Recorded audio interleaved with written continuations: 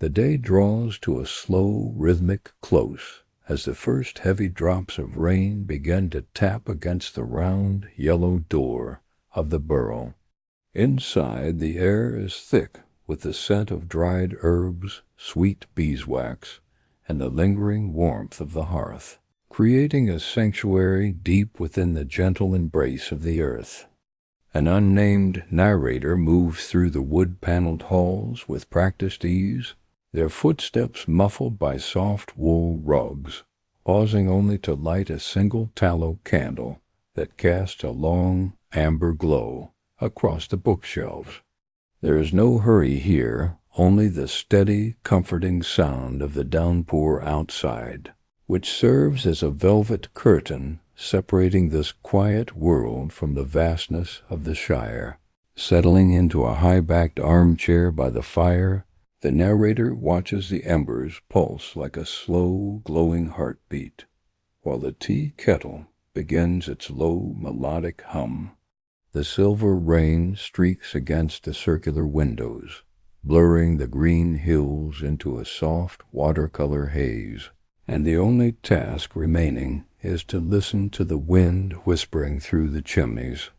As the fire settles into a low, golden flicker, the narrator pulls a heavy quilt over their lap, feeling the weight of the day dissolve into the shadows of the ceiling beams.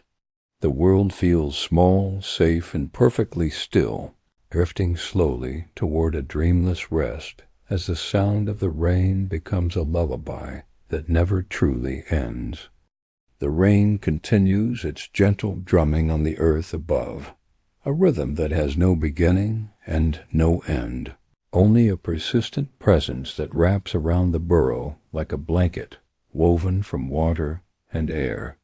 The narrator sits in the chair, watching the firelight dance across the wooden beams, each flicker casting familiar shadows that rise and fall in patterns that have been seen 1,000 times before. The kettle hums on the iron hook above the fire, a sound so constant and so low that it becomes part of the silence rather than a break from it. Outside, the world is turning slowly into evening, though the rain has made the afternoon so dim that the change is almost impossible to notice, as if time itself has decided to rest for a while. The room is filled with things that have always been here, or so it seems. A shelf of books with worn leather spines, their titles faded but their presence comforting. A basket of wool in soft shades of cream and brown, waiting for hands that may or may not come to work with it. A small table near the window holds a brass lantern unlit and a ceramic bowl that once held apples but now sits empty, its purpose fulfilled and its rest well earned. Everything in this place has settled into its own stillness, and the narrator is simply another part of this quiet arrangement, no more or less important than the rug beneath their feet or the candle burning slowly on the mantel. The fire continues to burn, though it needs no tending yet. The flames have found their own balance, consuming the wood at a pace that feels neither fast nor slow, simply right. The narrator watches the coals shift slightly, a small cascade of glowing red fragments tumbling into the ash below, sending up a brief plume of warmth that can be felt even from the chair. The heat is not strong, but it is steady, and it fills the room with a presence that feels almost like company, a quiet companion that asks nothing and gives everything it has without hesitation or expectation. The rain outside has settled into a steady pattern, now no longer building or easing, just falling in a constant stream that sounds like a distant river, or perhaps like the breath of the earth itself, slow and deep and endless. The narrator closes their eyes for a moment, listening to the layered sounds that make up the silence, the rain, the fire, the kettle, the faint creak of wood settling in the cool air.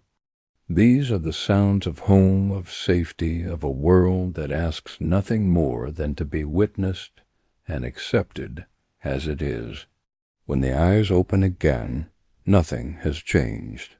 The fire still glows, the rain still falls. The room is still wrapped in its gentle amber light, and the shadows still move in their slow, familiar dance across the ceiling. The narrator shifts slightly in the chair, adjusting the quilt across their lap, feeling the soft weight of the fabric settle against their legs. There is no need to move beyond this small adjustment, no task waiting to be done, no place that requires attention. The evening has arrived, and with it has come the permission to simply be, to exist without purpose or direction, to let the hours pass as they will. The kettle's hum deepens slightly, a signal that the water inside is warming, though it is not yet ready. There is no rush. The tea can wait. The narrator can wait. The whole world, it seems, can wait. And in this waiting there is no tension, only a soft anticipation that feels more like contentment than expectation. The rain continues to fall, each drop adding its small voice to the chorus that fills the air, a sound so constant that it becomes a kind of silence, a background against which all other sounds can rest. The burrow is deep beneath the hill, far enough down that the roots of the old oak tree above curl along the ceiling in some of the back rooms, their gnarled shapes visible through the plaster, reminders of the living world that continues above, even as this small sanctuary remains below. The narrator has walked these halls countless times, knows every uneven stone in the floor, every place where the walls curve just a little more than expected, every spot where the light from the candles never quite reaches. This knowledge is not held in the mind, but in the body, in the way the feet move without thought, in the way the hands reach for things in the dark and always find them. The armchair is old, older perhaps than the narrator, its fabric worn smooth in places, and its frame solid and unyielding.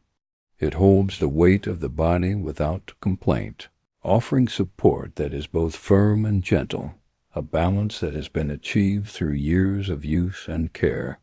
The cushions have molded themselves to familiar shapes, and sitting here feels less like choosing a place to rest, and more like returning to a space that has been waiting patiently for this exact moment. The quilt across the lap is thick and heavy, made from squares of fabric that might once have been other things, a cloak, a dress, a curtain. Now they are this, sewn together with careful stitches, each square a small piece of history, each thread a quiet reminder of hands that worked in their own time, for their own reasons. The fire shifts again, a log rolling slightly as its underside burns away, and the flames adjust to the new shape, finding fresh wood to consume, continuing their work without pause. The light flickers for a moment, then steadies, and the room returns to its previous state, as if nothing has happened, as if the small change was simply part of the ongoing rhythm that governs everything here. The narrator watches this without thought, without analysis, simply seeing it happen and letting it pass, the way one might watch clouds move across the sky, knowing they will continue to move whether they are watched or not. The rain has grown heavier now, or perhaps it only seems that way because the evening has deepened and the sounds have become more pronounced in the growing quiet. The drops strike the earth with a soft, insistent rhythm, soaking into the soil, feeding the roots of the grass and the flowers, filling the small stream that runs at the bottom of the hill. The water will continue its journey flowing down toward the mill pond, joining with other streams, becoming part of something larger. But here, in this moment, it is only rain, only water falling from the sky, only the sound that fills the air and wraps around the burrow like a second wall. The kettle begins to sing, a low note that rises slowly, almost reluctantly, as if it too is in no hurry to announce that its work is done. The narrator listens to the sound build, watches the small wisps of steam begin to curl from the spout, and when the moment feels right, they rise from the chair, moving slowly, carefully, feeling the stiffness in their legs from sitting, the small ache in their back that comes from remaining still. These are familiar sensations, nothing to be concerned about, only reminders that the body is present, that it has needs and limits, that it is part of this world in ways that are both simple and profound. The kettle is lifted from the hook with a cloth wrapped around the handle, the heat radiating through the fabric, but not quite reaching the skin.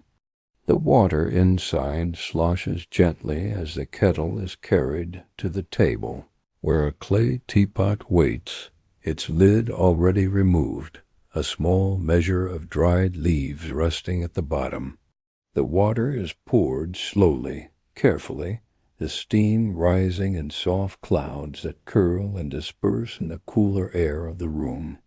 The scent of the tea begins to spread, a faint herbal note that mingles with the smell of wood smoke and beeswax, adding another layer to the atmosphere that already feels so full and so complete. The kettle is returned to the hearth, though not to the hook, simply set on the stone where it can cool at its own pace. The teapot is left to steep, the lid replaced, the leaves inside unfurling in the hot water, releasing their color and their flavor in a process that cannot be rushed, that must be allowed to happen in its own time. The narrator returns to the chair, settling back into the familiar shape, pulling the quilt up once more, and resumes the watching, the listening, the simply being that has filled the evening so far. The rain continues. The fire continues. The room continues to hold its gentle amber light, and the shadows continue their slow dance across the ceiling. Nothing has changed, and yet everything feels different, as if the small act of making tea has marked a transition, a shift from one part of the evening to another, though what that shift means or why it matters is impossible to say. Perhaps it means nothing at all. Perhaps it is only the mind looking for patterns, for significance where none truly exists. Or perhaps the making of tea is simply what happens next, and the evening unfolds as it must, one small moment leading to another, each one complete in itself, each one part of a larger whole that is never fully seen or understood. The light outside the circular windows has faded almost completely now, though it is hard to say when this happened. The transition from afternoon to evening to night has been so gradual, so seamless, that there was no single moment when the change could be marked or noted. The rain has helped with this, keeping the world dim and soft, erasing the sharp lines between one part of the day and another, allowing everything to blend together into a single, continuous experience. The narrator does not mind this. There is something comforting in the lack of distinction, in the way the hours seem to fold into one another, making the passage of time feel less like a journey and more like a slow immersion in a warm bath, where the water is always the same temperature, always the same depth, always exactly what it needs to be. The tea is ready now, or ready enough. The narrator rises once more, pours the tea into a simple clay cup, watches the liquid swirl and settle, holds the cup between both hands, and feels the warmth seep into their palms. The first sip is taken slowly, carefully, the taste familiar and comforting, a blend of chamomile and mint and something else, something that has no name, but is always present, always part of the mixture. The tea is not too hot, not too cool, but somewhere in between, a temperature that allows it to be drunk without waiting, without blowing across the surface, without any of the small rituals that sometimes accompany the drinking of tea. This is tea for the evening, for the quiet, for the slow unwinding of the day, and it asks nothing more than to be consumed at whatever pace feels right. Back in the chair, the cup resting on the arm, the narrator sips again. Then again, each mouthful a small, gentle experience that requires no thought, no attention, only the simple act of lifting the cup, drinking, and setting it down once more. The rain continues its steady rhythm, and the fire continues its slow burning, and the room continues to hold everything in its soft, unwavering embrace. The world outside might still be moving, might still be filled with wind and weather and the turning of the seasons, but here, in this small space beneath the hill, all of that feels distant, almost imaginary, as if the burrow exists in a different time, a different place, where nothing ever changes and nothing ever needs to. The tea grows cooler as the minutes pass, or perhaps it only seems that way, because the warmth of the first sips has faded, leaving only the taste, the familiar blend of herbs that settle gently on the tongue. The narrator drinks until the cup is empty, then sets it aside on the small table next to the chair, where it will wait until morning, or perhaps until some other time when it will be picked up, rinsed, and returned to the shelf where it lives. There is no urgency in this. The cup will be there when it is needed, and until then it can simply rest, just as everything else in this room is resting, just as the narrator is resting, just as the whole world seems to be resting beneath the weight of the rain and the darkness. The fire has burned down now, the flames smaller, the coals glowing with a deep, steady light that requires no tending, no adjustment, only the patience to let them do their work. The narrator watches the embers shift and settle, watches the way the light pulses and fades, a rhythm as constant and as reassuring as a heartbeat.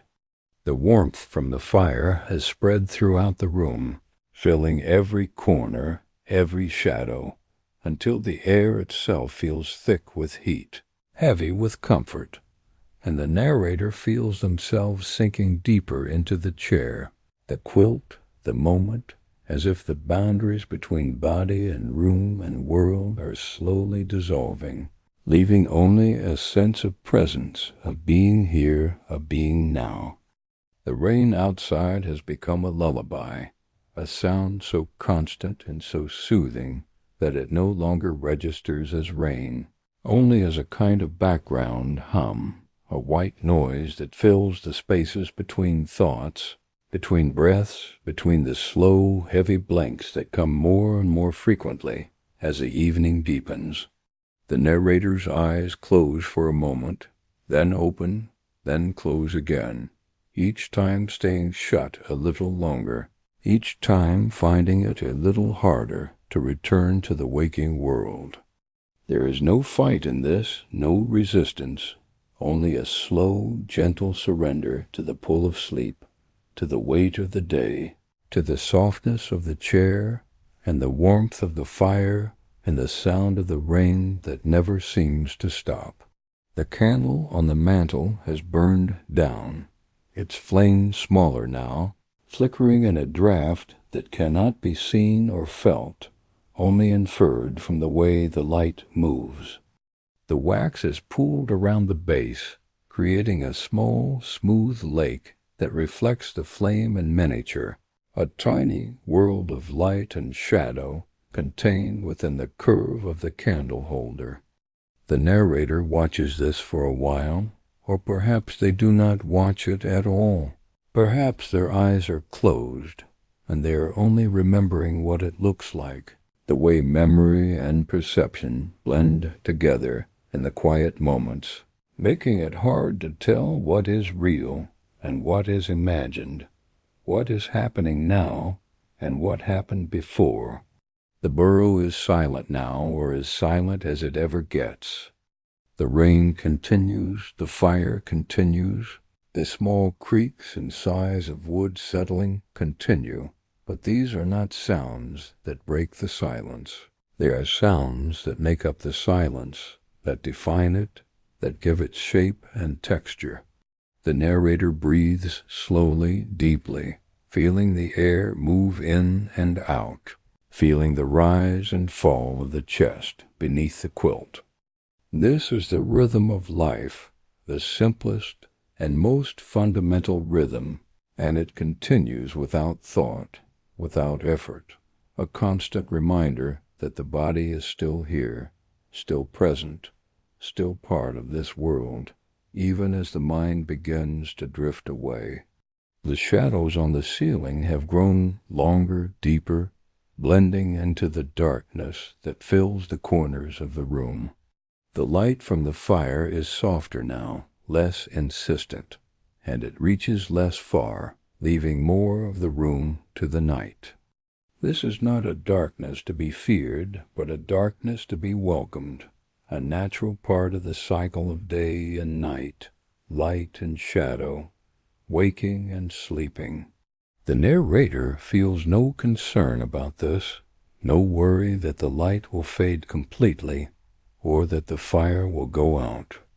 There is enough warmth, enough light, enough of everything to last through the night, and if there is not, then the morning will come eventually, bringing with it the chance to build the fire again, to light the candles again, to begin the day again.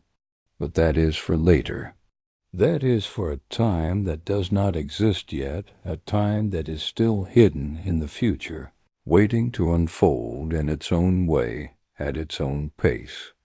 For now there is only this, the chair, the fire, the rain, the slow, studied breathing that fills the chest and empties it, fills it and empties it, over and over, without end. The narrator's thoughts, which were never very clear or very insistent to begin with, began to fade, to blur, to lose their shape and meaning. They become like the rain, like the fire, like the shadows on the ceiling, simply things that are present, that exist, but that do not require attention or understanding or response. The quilt is heavy, so heavy, and it presses down gently, anchoring the body to the chair, making it feel as if moving would require an effort that is simply not available, not now, not in this moment.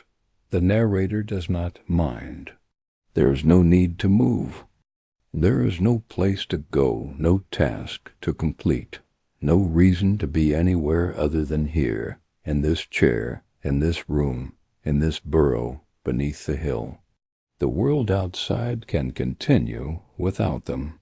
The rain can fall, the wind can blow, the hours can pass, and none of it requires any participation, any acknowledgement, any awareness at all.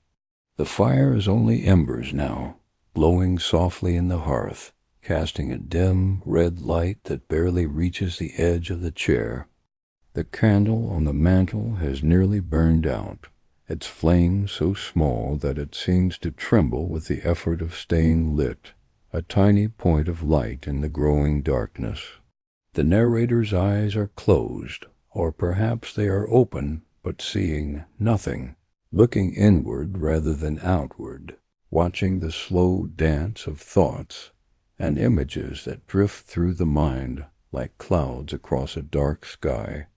There is no coherence to these images, no narrative or meaning, Only fragments, a glimpse of green hills in sunlight, the taste of bread and butter, the feel of wool between fingers, the sound of a voice speaking words that cannot be remembered. These fragments come and go, rising and fading, never staying long enough to be grasped or understood. They are like the rain, like the fire, like everything else in this quiet evening, simply parts of the larger whole, pieces of the endless flow that makes up a life, a moment, a breath. The narrator does not try to hold on to them, does not try to make sense of them. They are allowed to pass, to drift away, to be replaced by other fragments or by nothing at all, by the simple, empty space that is also a kind of presence, also a kind of fullness. The rain continues to fall, though it seems quieter now, or perhaps the narrator is simply less aware of it, less able to distinguish it from the other sounds, the other sensations, the other currents that flow through the evening. The sound of the rain blends with the sound of breathing, with the sound of the fire, with the sound of wood settling and wind moving, and the slow, steady beat of a heart that continues its work without pause, without rest, without any acknowledgement that it is doing something remarkable, something necessary, something that makes all the rest of this possible. The burrow is warm, so warm, and the air is thick with the scent of smoke and herbs and the faint, sweet smell of beeswax from the candle that is nearly gone. The narrator breathes this air in, breathes it out, and with each breath the world seems to grow a little more distant, a little less solid, as if the walls of the room are slowly fading, as if the chair and the fire and the rain are all becoming part of the same soft, indistinct blur that fills the space where thought used to be. There is no sense of time passing now, no awareness of minutes or hours, only the slow, continuous present that stretches out in all directions, endless and unchanging. The narrator exists in this present, suspended between waking and sleeping, between awareness and oblivion, in a state that has no name and needs no description. It is simply where they are, simply what is happening, and there is no desire for it to be any different, no wish for anything to change or end or begin. This is enough. This has always been enough. This will always be enough. The fire glows in the hearth, a soft, red pulse that illuminates nothing and everything, a presence that is felt more than seen, more sensed than understood. The embers shift occasionally, small movements that send up brief sparks that die before they can rise very far, consumed by the air, by the darkness, by the quiet that fills every space. The narrator is aware of this in a distant way, the way one might be aware of a dream while still dreaming, knowing that something is happening, but not quite able to focus on what it is or why it matters. The rain falls, and the world turns, and the night deepens, and the burrow holds everything in its gentle, unwavering embrace. The narrator rests in the chair, the quilt pulled up to the chin, now the body warm and heavy and still. The breathing is slow, so slow, each breath taking what feels like minutes to complete, and between each breath is a space, a pause, a moment of perfect stillness where nothing moves, nothing changes, nothing exists except the waiting for the next breath to begin. The candle on the mantel finally goes out, the flame flickering once, twice, then disappearing, leaving only a thin trail of smoke that rises and disperses in the darkness. The room is darker now, much darker, lit only by the faint glow of the embers in the hearth, and even that light is fading, growing dimmer with each passing moment. But the darkness is not empty.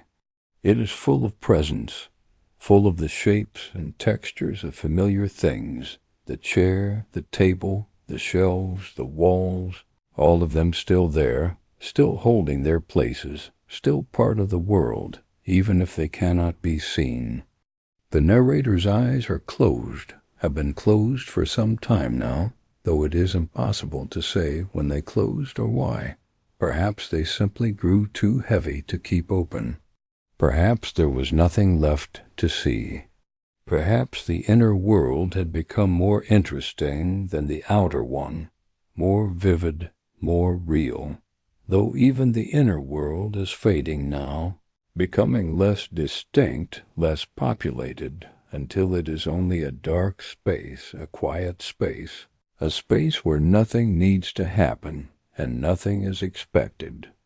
The rain continues its song, a melody without notes, a rhythm without meter, a sound that is both there and not there, both heard and not heard.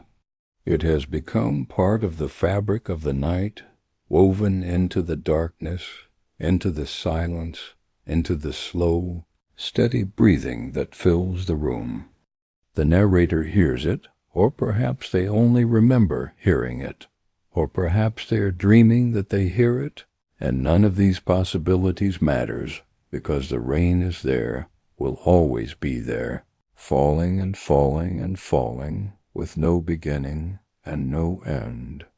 The body in the chair is still now, completely still, not moving except for the slow rise and fall of breath, the faint flutter of a pulse in the throat, the small, involuntary shifts that happen in sleep, so small they barely qualify as movement at all. The quilt has settled over the body like a second skin, holding in the warmth, holding in the self, making the boundaries between inside and outside so thin that they might as well not exist. The narrator is the chair, is the quilt, is the fire, is the rain, is all of these things and none of them, existing in a state where identity has dissolved, where the self has become just another part of the quiet, indistinct whole. The burrow is a shell, a cocoon, a womb of earth and wood and stone, holding this small pocket of warmth and safety deep beneath the hill. Above, the rain continues to fall on the grass and the flowers, on the paths and the hedges, on the round, yellow door that marks the entrance to this hidden world.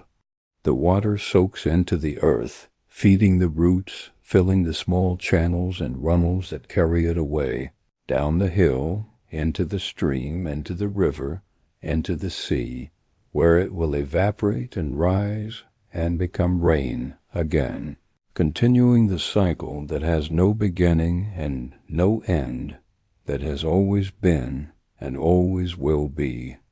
Inside, the embers in the hearth glow softly, their light barely reaching past the stones that contain them. The room is full of shadows now, deep shadows that pool in the corners and curl around the furniture.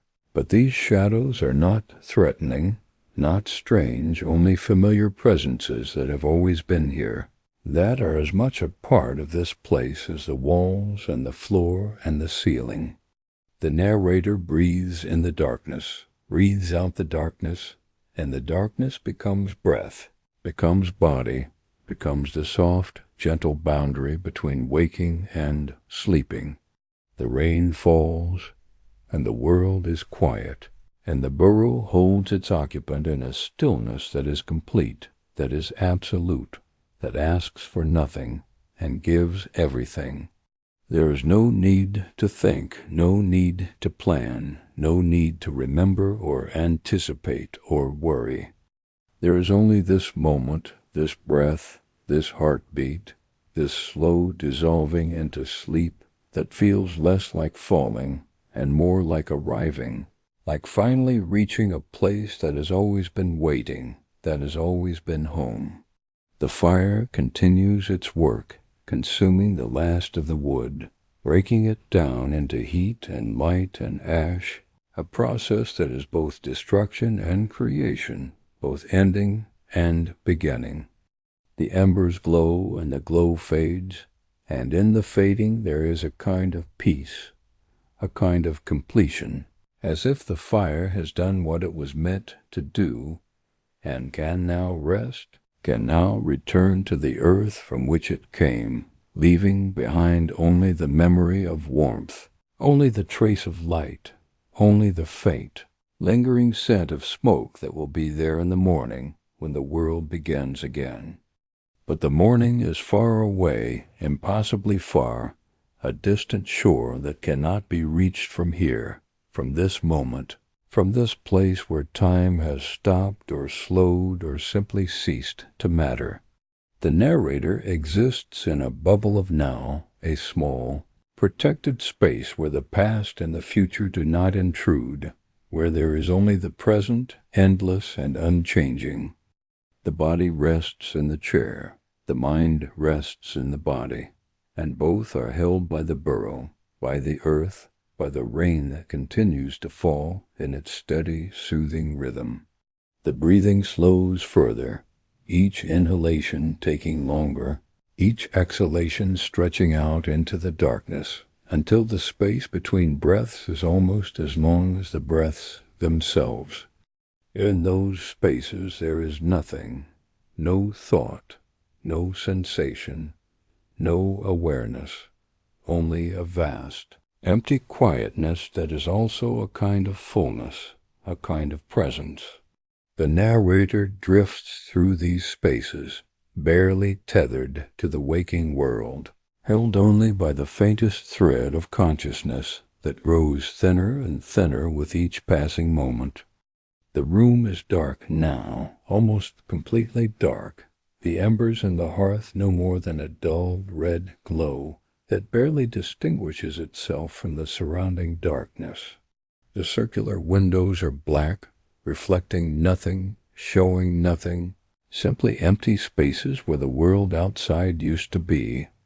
The rain continues, but it is only a sound now, only a distant murmur that might be real or might be imagined, might be outside or might be inside, might be water falling or might be the sound of the earth breathing, of the world turning, of time itself moving forward in its slow, inexorable way. The narrator is barely here now, barely present, existing only as a small, warm point of awareness that is fading, dimming, dissolving into the larger darkness. There is no effort to hold on, no struggle to stay awake, no resistance to the pull of sleep. The surrender is complete, total, a letting go that feels like relief, like release, like finally allowing the body and mind to rest after a long, long day. The chair holds the weight, the quilt holds the warmth, the burrow holds everything, and there is nothing left to do, nothing left to be, except this, a body at rest, a mind at peace, a self dissolving into the soft, gentle embrace of sleep. The rain falls, and the fire glows, and the world turns, and the night deepens, and the burrow is silent, and the narrator is gone, not gone in the sense of leaving, but gone in the sense of no longer being separate, no longer being distinct, no longer being anything other than part of the larger whole, part of the rain and the fire and the earth and the darkness and the sleep that has finally gently arrived. And still the rain falls, will continue to fall, through the night, through the hours, through the slow, steady turning of the world. It falls on the grass and the trees, on the paths and the streams, on the round yellow door of the burrow, on the hill that rises above, on everything and nothing, indifferent and constant, a presence that asks for no acknowledgment and gives no explanation, simply existing, simply being, simply falling and falling and falling. Inside, the embers fade to ash, the warmth slowly leaking away, the room cooling degree by degree, so slowly that the change is imperceptible, so gradually that there is no single moment when it can be marked or noted. The darkness is complete now, or as complete as darkness ever is, filled with the faint shapes of things that cannot quite be seen, the suggestion of the chair, the hint of the table, the memory of the walls and the ceiling and the floor. These things are still there, will always be there, waiting for the morning, waiting for the light, waiting for the moment when they will become visible again, when they will return to the world of sight and sense and waking. But that is for later. For now there is only the darkness, only the silence, only the soft, barely audible sound of breathing that continues on, so quiet that it might not be there at all, might only be imagined, might only be the sound of the burrow itself breathing, the earth sighing, the world resting in the deep, quiet hours of the night. The narrator is part of this now, indistinguishable from it, no longer a separate thing, but simply a part of the whole, a small piece of the larger pattern that includes the rain and the darkness and the sleeping earth and everything else that exists in this moment, in this place, in this small, hidden burrow beneath the hill. The rain continues, the night continues, the sleep continues, and in the continuing, there is no sense of time, no sense of movement, no sense of anything except the slow, steady presence of existence itself, unfolding moment by moment, breath by breath, drop by drop, with no beginning and no end, no hurry and no delay, simply being, simply here, simply now. The world outside may still be turning, may still be filled with wind and weather and the passage of hours, but here, in this small space beneath the earth, in this burrow with its round yellow door and its wood-paneled halls and its hearth full of cooling ash, time has stopped or slowed or simply become irrelevant. There is only the rain, only the darkness, only the sleep, and these things are enough, have always been enough, will always be enough. The breathing continues, so slow, so soft, barely disturbing the stillness of the room. The body in the chair is warm beneath the quilt, safe within the burrow, held by the earth, cradled by the night. The mind is gone, or nearly gone, dissolved into dreams or into nothing, leaving only the body to continue its work, to breathe and to be, to exist without thought or effort or awareness. And this is how the night passes, how the hours move, how the world continues, with no drama, no urgency, no need for anything to be different than it is. The rain falls and will keep falling through the night and into the morning, perhaps into the next day and the day after that, soaking the earth, feeding the streams, filling the air with its soft, persistent sound. And inside the burrow, beneath the hill, behind the round yellow door, the narrator sleeps or rests, or simply exists in that space between waking and sleeping where the boundaries blur and the self fades, and there is only the gentle, rhythmic presence of life continuing, breath by breath, moment by moment, with no beginning and no end. The fire is ash now, cold or nearly cold, the last traces of warmth dissipating into the stone of the hearth, into the air of the room, into the waiting darkness. The candle is long since out, its wax cooled and hardened, its work complete. The room is as dark as it will get, and as quiet and as still.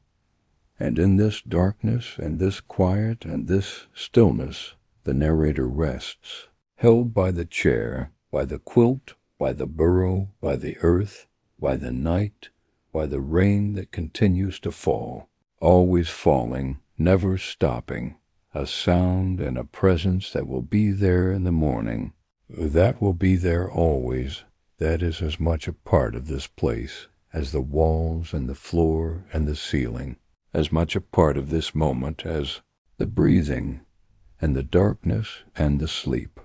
And so the night deepens, and the rain falls, and the world turns, and the burrow holds its occupant in a stillness that is complete, that is absolute, that asks for nothing and needs nothing and gives everything.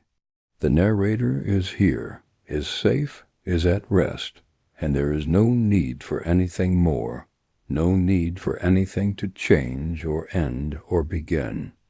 There is only this, the rain, the darkness, the sleep, the slow, gentle rhythm of existence continuing moment by moment, breath by breath, with no hurry and no worry, with no past and no future, only the endless eternal now, where everything is as it should be, where everything is enough, where everything is simply and completely here. The rain falls, the world sleeps.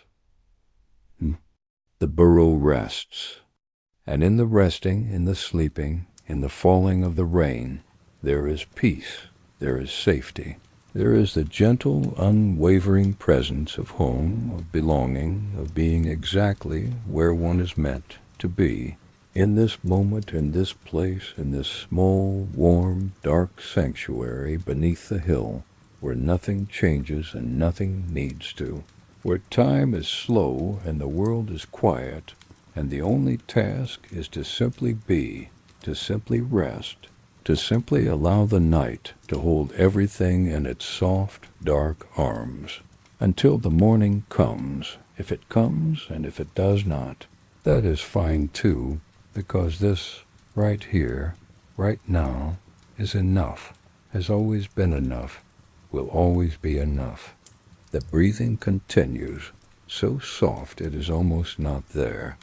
The rain continues, so steady it becomes silence. The darkness continues, so complete it becomes light. And in this continuing, in this endless, gentle presence of things being as they are, the narrator rests, the burrow rests, the world rests, and all is well, all is quiet, all is exactly as it should be. The hours pass in a way that cannot be measured, cannot be counted, cannot be distinguished one from another. There is no clock in this room, no way to mark the passage of time except by the slowly cooling hearth, the gradually fading warmth, the deepening of the darkness that has already become as deep as it can be. The narrator exists in this timeless space, this pocket of stillness where the world outside has ceased to matter, where the only reality is the chair, the quilt, the breathing, the rain that continues its soft, persistent drumming on the earth above. The body has settled into the chair completely now, every muscle relaxed, every tension released, the weight distributed so evenly across the cushions that there is no single point of pressure, no discomfort, no awareness of where the body ends and the chair begins. This merging, this dissolution of boundaries is complete and comfortable, requiring no thought, no adjustment, no awareness at all. The quilt has become part of the body as well, its weight indistinguishable from the weight of limbs, its warmth indistinguishable from the warmth of skin. Everything has become one thing, a single, unified presence that rests in the darkness, breathing slowly, existing without effort or intention. The rain has not changed its rhythm, has not grown louder or softer, has simply continued in the same steady pattern that it established hours ago, or perhaps minutes ago, or perhaps it has always been this way, and there was never a time when it was not raining. The sound fills the air so completely that it has become the air itself, something that is breathed in and out, something that surrounds and penetrates and holds everything in its gentle, watery embrace. The narrator hears it without listening, feels it without touching, knows it without thinking, the way one knows the beating of one's own heart, the way one knows that breathing will continue whether it is noticed or not. The darkness in the room is not empty. It is filled with presences, with the shapes of things that cannot be seen, but are known to be there, trusted to be there, relied upon to be there. The shelves against the wall, holding their books and their small treasures. The table by the window, bearing its brass lantern and empty bowl. The rug on the floor, soft beneath the feet that are no longer aware of it. The walls themselves curved and solid, separating this space from the earth that presses in on all sides, holding back the weight of the hill, the roots of the trees, the vast, sleeping world above. These things are all present, all real, even in the darkness, even in the silence, even in the deep stillness that has descended over everything. The breathing continues, each breath a small journey from emptiness to fullness, and back again, a rhythm so natural and so automatic that it requires no attention, no effort, no awareness at all. The chest rises and falls, and in the rising and falling there is a kind of music, a kind of song, though it has no melody, no harmony, no structure that can be named or understood. It is simply the sound of life continuing, of the body doing its work, of existence persisting moment by moment, breath by breath, without question or hesitation. The mind, which has been fading for so long now, has almost completely dissolved. There are no thoughts left, or if there are, they are so faint and so formless that they cannot be called thoughts at all. Only small ripples on the surface of consciousness, gentle movements that rise and fall and disappear without leaving any trace. The narrator is aware of nothing in particular, and yet is aware of everything in general, existing in a state that is neither awake nor asleep, neither present nor absent, but somewhere in between, a place where the self has become so thin and so transparent that it barely exists at all.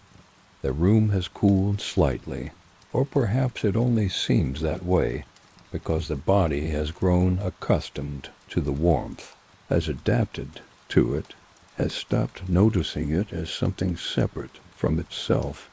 The air is still comfortable, still welcoming, still holding that quality of safety and shelter that makes this space feel like a refuge, like a sanctuary, like a place where nothing bad can happen and nothing needs to be done. The coolness, if it can even be called that, is gentle and gradual, a slow shift that happens so imperceptibly that it might not be happening at all, might only be imagined, might only be the mind's way of noting the passage of time in the absence of any other markers. The rain continues to fall, and in its falling there is a kind of permanence, a kind of eternity, as if this rain has always been falling, and will always be falling, as if the world was created with this sound already present, already woven into the fabric of existence.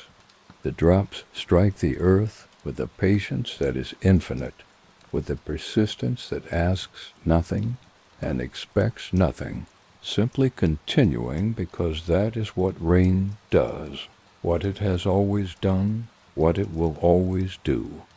The narrator is part of this now, part of the rain, part of the falling, part of the endless, gentle rhythm that fills the night and the burrow and the sleeping world. The chair holds the body with a steadiness that has not wavered, has not changed, has remained constant throughout the long hours of the evening. The wood of the frame is solid and unyielding. The cushions are soft and supportive, and together they create a place of rest that is perfect in its simplicity, perfect in its functionality, perfect in the way it asks nothing and gives everything. The narrator has sat in this chair countless times before, will sit in it countless times again, and each time it will be the same, will offer the same comfort, the same support, the same quiet presence that makes it more than just a piece of furniture, more than just an object, but a companion, a friend, a familiar part of the world that can be relied upon without question. The quilt, too, is a companion, a presence that offers warmth and weight in the gentle pressure of care. It was made by hands that are no longer here, stitched together from pieces of fabric that once had other purposes, other lives, and now it serves this one purpose, this one life, wrapping around the body, holding in the warmth, creating a small pocket of comfort in the larger darkness. The stitches that hold it together are small, and even the work of someone who took their time, who cared about the result, who wanted this thing to last, to serve, to continue offering its comfort, long after the hands that made it had stopped working. And it has lasted, and it serves, and it offers just as it was meant to do. The darkness is not frightening, has never been frightening, will never be frightening. It is simply the absence of light, the natural state of the world when the sun has set and the candles have gone out and the fire has burned down to ash. In this darkness there is rest, there is peace, there is the freedom to let go of the need to see, to know, to understand. The eyes are closed, or perhaps they are open, but it makes no difference, because there is nothing to see, nothing that needs to be seen, nothing that would be gained by seeing. The darkness is complete, and in its completeness there is a kind of perfection, a kind of wholeness, a sense that everything is exactly as it should be. The world outside the burrow continues its existence, continues its slow turning, continues its journey through the night toward the distant promise of morning. The rain falls on the fields and the forests, on the streams and the ponds, on the roads and the paths that waned through the Shire. It falls on the roofs of other burrows, other homes, other places where other people are sleeping or resting or simply existing in the quiet hours of the night. It falls on everything and nothing, making no distinction between one thing and another, offering its gift of water to all things equally, without preference or prejudice or concern. But inside this particular burrow, beneath this particular hill, behind this particular round yellow door, the rain is something more than just water falling from the sky.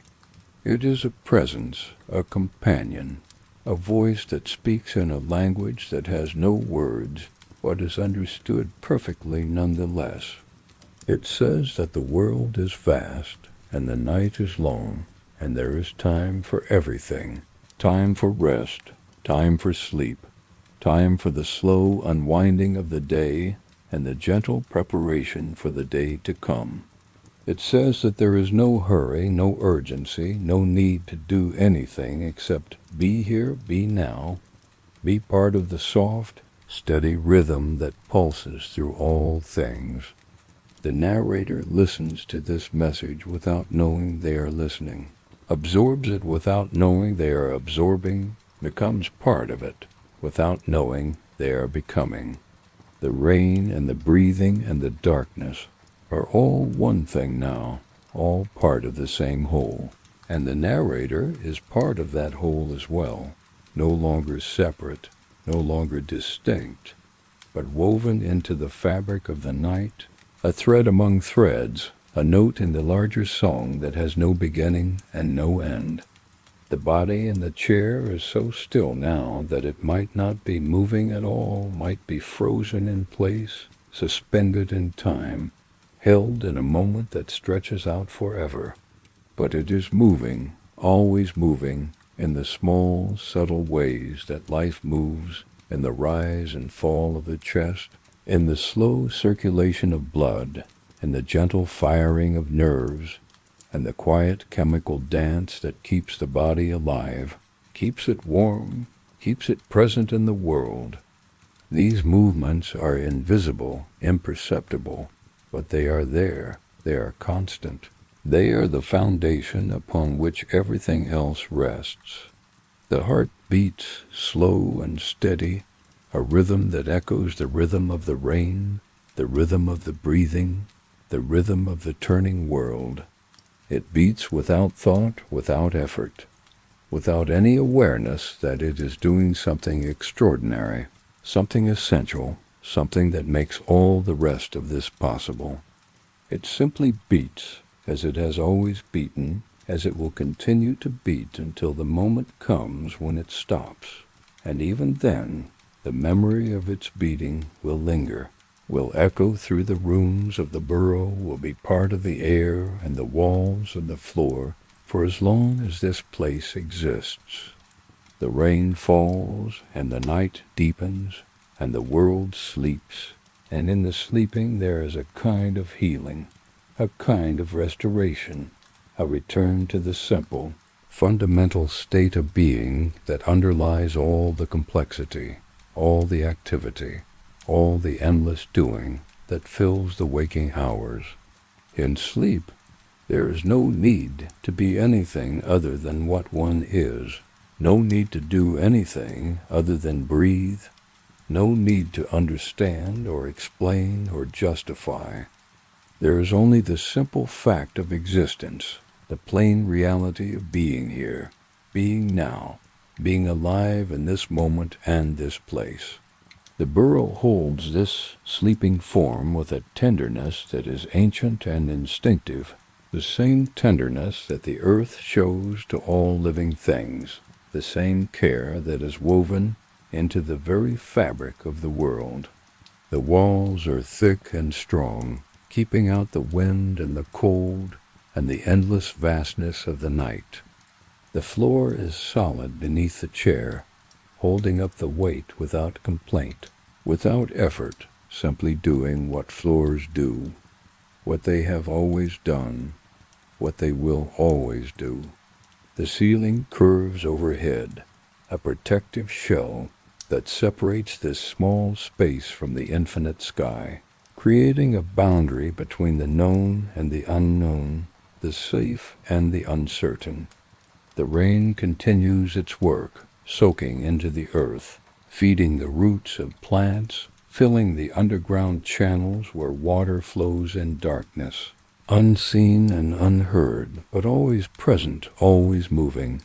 Some of this water will find its way to the walls of the burrow, will seep through the soil and the stone, will leave small traces of dampness that will dry when the sun comes again, leaving behind only the faint smell of wet earth, the memory of the rain's passage. This is how the world works, how it has always worked, in cycles and rhythms and comings and goings, in the endless exchange between earth and sky, between water and air, between life and the elements that sustain it. The narrator is part of this exchange, part of this cycle, breathing in the air that has been breathed by countless others, drinking the water that has fallen as rain and risen as vapor and fallen again, eating the food that has grown from the earth and will return to the earth when its purpose is fulfilled. There is no separation between the self and the world, no clear line that marks where one ends and the other begins. Everything is connected. Everything is part of the same vast, intricate web, and the narrator is simply one small point in that web. one small presence in the larger whole. The darkness has reached its deepest point now, or perhaps it reached that point long ago, and has simply remained there, unchanging, constant. A darkness so complete that it seems to have substance, seems to have weight, seems to press gently against the skin like a soft cloth. The narrator exists in this darkness as a small point of warmth, a small ember of life, glowing faintly in the vast night, neither bright enough to illuminate nor dim enough to disappear entirely. This state, this balance, is perfect, is exactly what it needs to be, and there is no desire for it to change, no wish for more light or less darkness, only acceptance of what is.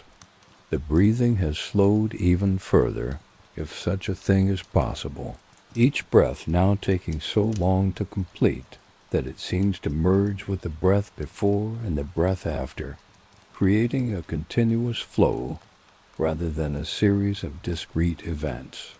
In and out, but so slowly, so gently, that the edges blur, that the boundaries dissolve, that the whole thing becomes one long, sustained note, a single sound that fills the room and the night and the sleeping world. This is the sound of peace, the sound of rest, the sound of life at its most basic and most essential. The chair, the quilt, the room, the burrow, the hill, the rain, the night, the world, all of these things are present. All of them are real. All of them are part of the same moment, the same experience, the same gentle unfolding of time that has no direction, no destination, no purpose other than to continue, to be, to exist. The narrator is aware of all of this and none of it, knows everything and nothing, is present and absent at the same time, existing in that strange, liminal space where consciousness has almost faded, but not quite, where the self is almost dissolved, but not entirely. The rain falls, each drop a small, perfect thing, complete in itself, asking nothing, needing nothing, simply falling because that is what it does, that is what it is meant to do.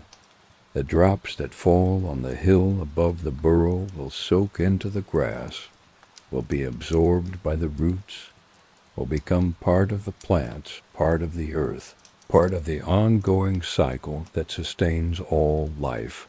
The drops that fall on the path will run downhill, will join with other drops, will become rivulets and streams and eventually rivers flowing down to the sea, where they will evaporate and rise and become clouds, and fall again as rain, continuing the cycle that has no beginning and no end. Inside the burrow, the air is still, barely moving, holding its warmth close, protecting the small space from the coolness of the night outside. The walls radiate a gentle warmth that they have absorbed during the day, releasing it slowly, steadily, giving it back to the room in a gift that asks for no acknowledgement, no gratitude, simply offering what they have to give. This warmth is subtle, barely noticeable, but it is there. It is real. It is part of what makes this space feel safe, feel comfortable, feel like home. The narrator's thoughts, which have been absent for so long, do not return. There is no sudden awakening, no flood of ideas or memories or concerns. There is only the continuing stillness, the ongoing peace, the deep, abiding sense of rest that is settled over everything. The mind is empty, or perhaps it is full of the darkness and the silence and the soft sound of rain, so full that there is no room for anything else, no space for the usual clutter of thoughts and worries and plans. This emptiness, this fullness, is a relief, a release, a return to a simpler way of being. The body continues its work without supervision, without direction, without any need for conscious involvement. The heart beats, the lungs expand and contract, the blood flows through veins and arteries, carrying oxygen and nutrients to every cell, removing waste, maintaining the delicate balance that keeps the organism alive. All of this happens in the darkness, in the silence, in the deep interior spaces of the body, where no light ever reaches, where no sound is ever heard, where the work of life is carried out with a precision and an efficiency that is remarkable, miraculous even, though it is so common, so ordinary, that it is rarely noticed or appreciated. The rain continues, and in its continuing there is a kind of promise, an assurance that the world will keep turning, that the cycles will continue, that morning will come eventually, bringing with it the return of light and warmth and the opportunity to begin again. But that promise is distant, barely relevant to this moment, this now, this deep, quiet space where the only thing that matters is the simple fact of being, of existing, of resting in the gentle embrace of the night. The burrow is a small world unto itself, complete and self-contained, needing nothing from the outside, offering nothing to the outside, simply existing in its own quiet way, holding its occupant with a care that is both ancient and eternal. The round yellow door that marks the entrance is closed, has been closed since the afternoon, and will remain closed until the morning brings a reason to open it. Behind that door the world is vast and unpredictable, filled with weather and seasons, and the endless activity of other lives. But on this side of the door everything is known, everything is familiar, everything is exactly as it should be. The narrator rests in this knowledge, in this familiarity, in this sense of being exactly where they are meant to be. There is no longing for anywhere else, no curiosity about what might be happening beyond the walls, no concern for anything that is not here, not now, not part of this immediate, intimate experience. The world has shrunk to the size of this room, this chair, this body, and in that shrinking there is no loss, only a concentration, a focusing, a return to what is essential and true. The rain falls, and the breathing continues, and the darkness holds everything in its soft, gentle grasp. The hours pass, or perhaps they do not pass at all, perhaps time has stopped, has ceased to flow, has become a still pool rather than a moving stream. It does not matter. The narrator exists in a state beyond time, beyond change, beyond the need for anything to be different than it is. This is rest. This is peace. This is the deep, fundamental stillness that underlies all the movement and noise and activity of the waking world. The fire is long since cold, the embers turn to ash, the ash settling into the fine gray powder that will be swept away in the morning, or perhaps the day after, or perhaps never, perhaps it will simply remain there, a quiet reminder of the warmth that once was, a small marker of the passage of time. The candle is a stub of hardened wax, its flame extinguished, its purpose fulfilled. These things have given what they had to give, have served their function, and now they rest as well, joining in the larger rest that has descended over everything. The quilt is heavy, so heavy, and it holds the body down, anchors it to the chair, makes movement seem not just unnecessary but impossible, as if the body has become part of the furniture, part of the room, part of the permanent structure of the burrow itself. And perhaps it has, In this moment, in this deep stillness, perhaps there is no difference between the living and the inanimate, between the conscious and the unconscious, between what is and what simply is. The rain falls, and the world turns, and the night deepens, and the narrator rests, and there is nothing else, nothing more, nothing beyond this simple, perfect state of being. The breathing continues, so soft, so slow, barely there, barely enough to sustain life, but enough, always enough. The darkness continues, complete and absolute, holding everything in its embrace. And in this continuing, in this endless, gentle presence, there is everything that is needed, everything that has ever been needed, everything that will ever be needed, now and always, without end, without change, without any need for anything to be different than it is, here, now, in this small, warm, dark sanctuary beneath the hill.